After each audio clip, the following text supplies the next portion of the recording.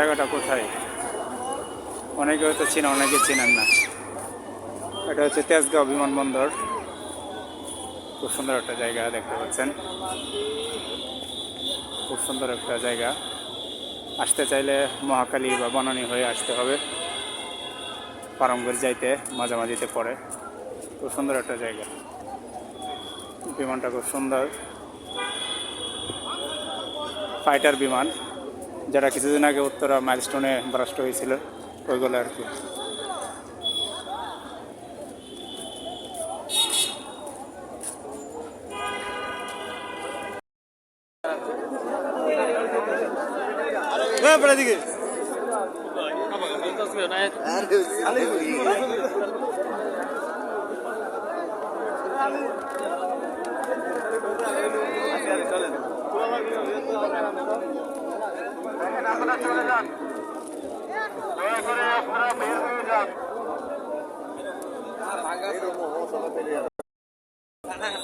জাতীয় সংসদ ভবন এলাকা।